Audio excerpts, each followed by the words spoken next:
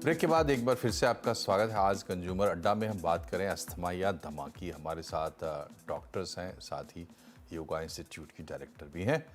Doctor Chawla, triggers asthma के कितने important होते हैं, कैसे इसको लॉक कर सकते हैं? अगर लोगों को पता है कि उन्हें ये बीमारी है तो अपने ट्रिगर्स कैसे वो पहचान सकते हैं, कितना इंपॉर्टेंस होगा इसका? पहले तो ट्रिगर्स का मतलब ये होता है कि क्या ऐसी चीज है जिसके कांटेक्ट में आने से आपको अस्थमा का जो दौरा है या अस्थमा के सिम्टम्स हैं वो ज्यादा हो जाते हैं। हर एक व्यक्ति के लिए अलग अलग होते हैं, जैसे कि डस्ट है, स्मोक है, परफ्यूम्स हैं, टेंशन है। सो इस तरह से हाउस डस्ट माइट है, बहुत सारी चीजें हैं जो ट्रिगर हो सकते हैं। बट इसमें ज्यादातर हम लोगों को ये कहते हैं कि अपनी एक डायरी मेंटेन करो, किस चीज से आपको अस्थमा का दौरा आता है। ये ठंड से आता है, एसी के कांटेक्ट से आता है, या इनमें जो चीजें मैंने कही इनमें से किसी ड्रग से आता है। तो वो उनका सेवन ना करने से उनका जो अस्थमा का जो सिम्टम्स हैं या अस्थमा का दौरा आने के चांसेस हैं वो बहुत कम हो जाते हैं। तो सबसे पहले जो इस बार जो वर्ल्ड एस्थमा डे का जो थीम है वो यही है, एजुकेशन एम्पावर्स एस्थमेटिक्स। बिकॉज उनकी एजुकेशन डॉक्टर्स, हर एक डॉक्टर से हर एक व्यक्ति को क्वेश्चन पूछने चाहिए, क्या करें क्या ना करें। ये एक ऐसी बीमारी है जिसमें जितने आप डॉक्टर से पूछेंगे उतना आप एस्थमा कम दवाई में कंट्रोल कर पाएंगे। अगर आप ट्रिगर्स नहीं पहचानते हैं, उसके कांटेक्ट में आते जाते हैं, तो आपकी जो अस्थमा की मेडिकेशन है उनकी जो मात्रा है वो ज्यादा बढ़ती जाएगी, क्योंकि आपके इन्फ्लामेशन और आपकी जो भीड़ियां होनी है नली, वो सब बहुत ज्यादा होता जाता है।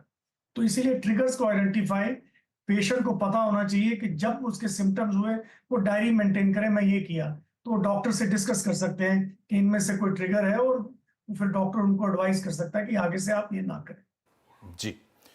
और डॉक्टर पाहुजा, एक सवाल ये है कि ये बच्चे और बड़े सब में होता है। हमने जो बातचीत की वो थोड़ा बड़ों के पर्सपेक्टिव से की है। बच्चों में अर्ली इसको लोकेट करना, क्योंकि बच्चे तो बच्चे होते हैं, उनके माँ बाप को ही करना पड़ेगा, अभिभावक को ही करना पड़ेगा।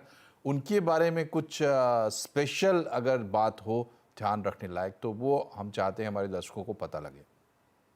जी बिल्कुल सही सवाल है। पहले ये माना जाता था कि अस्थमा सिर्फ बच्चों में होता है, बट अब विज्ञान क्लियरली कहता है कि बड़े, बच्चों और बूढ़े किसी भी एज में अस्थमा हो सकता है। बड़े और बुजुर्गों के लिए बहुत आसान है बताना, तो उससे डॉक्टर बहुत आसानी से पहचान सकता है। और ये पीएफटी, जैसा कि ऑलरेडी चावला सर ने बताया, कि पीएफटी के टेस्ट से करके हम इसका डायग्नोसिस बना सकते हैं। बट बच्चों में सबसे बड़ी समस्या है इस अस्थमा के सिम्टम्स को समझना, कि उनके सिम्टम्स क्या हैं।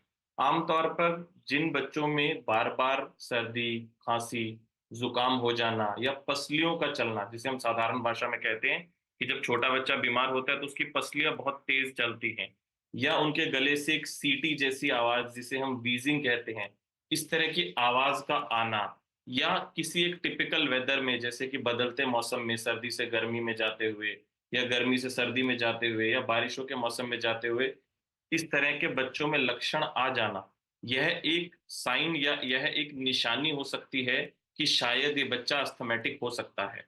आमतौर पे जब भी कोई वायरल इन्फेक्शन होता है बच्चों में, तब भी इस तरह के सिम्टम आते हैं।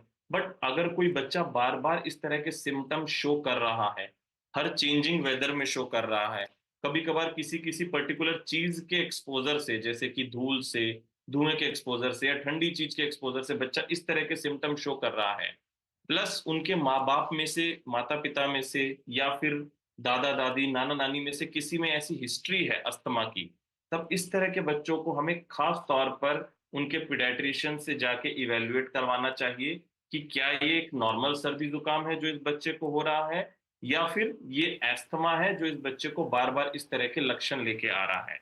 तो इस तरह की कुछ चीजें, जैसे कि ट्रिगर्स की आइडेंटिफिकेशन, माता पिता में इस चीज बीमारी के होने की हिस्ट्री होना, प्लस उस बच्चे को भी इस तरह के बार बार लक्षण आना, एक तरह का साइन है कि, या इंडिकेटर है कि अब हमें जाके इस बच्चे को प्रॉपर इवेल्युएट कराना चाहिए, रेदर देन इसे सोचने की बजाय कि ये तो एक नॉर्मल सर्दी जुकाम है जो कि ठीक हो जाएगा। जी।